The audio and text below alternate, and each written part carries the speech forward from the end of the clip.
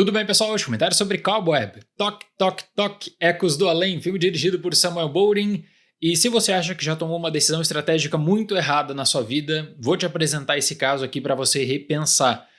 Porque nós estamos vivendo uma semana histórica do cinema. Barbenheimer, Barbie Oppenheimer dominando as salas e até mesmo Missão Impossível 7 acaba perdendo salas. Isso afeta muito o resultado do filme do Tom Cruise. Nesse caso, alguém da Lionsgate acreditou que seria uma ótima ideia colocar Cobweb como uma espécie de terceira via, ou seja, terceira opção justo na semana Barbie versus Oppenheimer. E todo ano nós temos decisões estratégicas ruins para posicionamento no cinema. No ano passado mesmo eu discuti muito aqui no canal o posicionamento de Babilônia para a segunda semana de Avatar 2. Provavelmente quem fez isso na Paramount acabou sendo demitido. Só que para Cobweb realmente não faz sentido algum. É um filme que tem a ambientação no Halloween. Seria óbvio, seria lógico colocar para outubro ou pelo menos na última semana de setembro como vai ser o aproveitamento no Brasil. No entanto, uma coisa é a lógica, outra coisa é a decisão. Esse filme ele já tinha sido rodado para crítica nos Estados Unidos e eu fiquei surpreso quando eu notei que a distribuidora não iria voltar atrás, que a distribuidora realmente acreditava que teria alguma chance de sucesso mesmo na semana Barbenheimer. Bom, de todo modo a rodagem foi curta, esse filme vai chegar para meio digital em breve e o prejuízo é praticamente garantido. Vou citar aqui 3 filmes que lembram muito momentos de Cobweb: Noites Brutais, O Telefone Preto e também O Bicho-Papão, O Conto.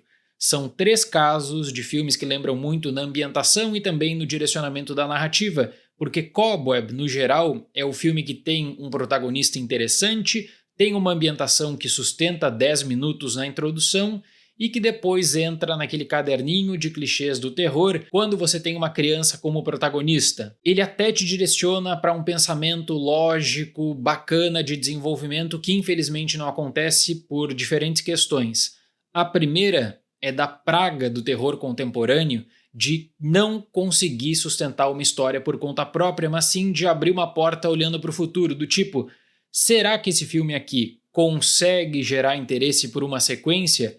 Basta pegar a lista dos últimos filmes de terror lançados nos cinemas e perguntar qual é o filme que ele conta essa história amarrada, fechada, começo, meio e fim, e quais são os filmes, e são vários exemplos, que deixam essa porta aberta pensando no futuro. Cobweb é mais uma dessas vítimas em que a história ela até poderia ter algum potencial e esse potencial é limitado pelos próprios produtores. Ele é um filme que ele está amarrado totalmente numa dinâmica de estúdio. E de verdade, o que torna esse filme interessante mesmo são os minutos iniciais, a ambientação e a questão de que o ator mirim é um ator talentoso. Porque no mais, são clichês atrás de clichês e uma tentativa de assustar a todo custo, sempre com aquele jumpscare barato do corte ou do barulho inesperado. Peter, interpretado por Woody Norman, é um jovem de 8 anos de idade que escuta estranhas batidas na parede de seu quarto.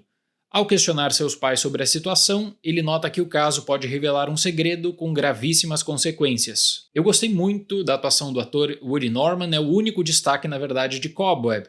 Esse ator ele tinha trabalhado com Joaquin Phoenix em Kumon Kumon, sempre em frente, já tinha mostrado potencial, já tinha mostrado que ele tem realmente um futuro no cinema, e aqui você vê, ele saiu de um drama com uma pegada mais leve em alguns momentos de Kumon Kumon e passa completamente aí para segurar um terror que é um terror bem capenga. A diferença é que jogar, nesse caso, todo o peso de uma narrativa para um ator mirim nesse gênero pode trazer consequências bem negativas, e por mais que o Norman dê o seu melhor, a qualidade do texto deixa a desejar. Além disso, o Samuel Bowling ele não consegue realmente construir algo novo. Eu citei 3 filmes, você pode pegar esses 3 filmes e mencionar, poxa, esse filme aqui recicla uma abordagem de um outro clássico do terror dos anos 70, 80, e é verdade. A ambientação muitas vezes se torna um diferencial. Para Cobweb, você tem a divisão em pequenos momentos, então é um pequeno momento de tensão na introdução, depois um pequeno momento de tensão quanto a um mistério,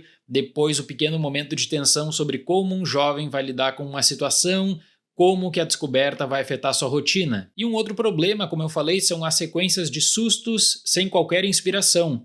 Apenas cortes rápidos, alguns barulhos, aparições que não criam bom terror.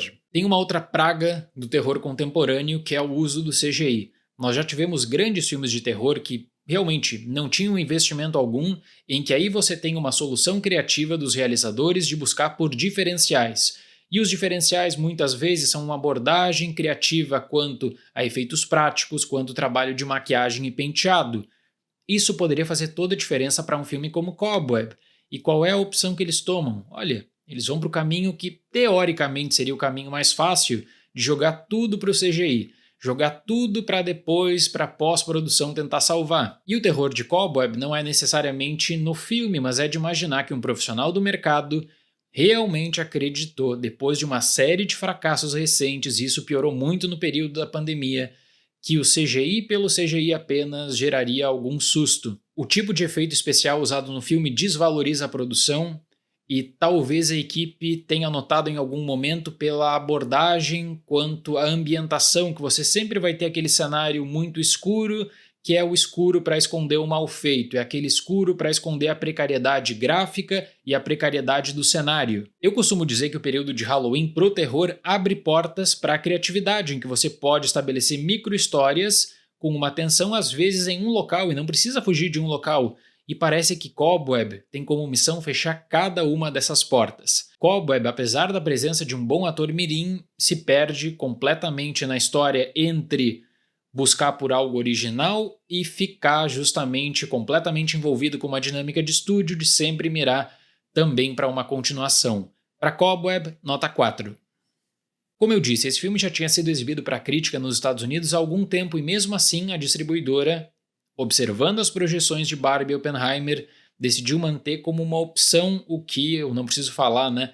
Não deu certo, os cinemas não colocaram esse filme em cartaz, então vai ter uma rodagem muito curta que já rendeu prejuízo para então entrar para aluguel digital. No Brasil, expectativa de estreia para o mês de setembro. Certo, pessoal? Muito obrigado pela atenção, até mais e tchau!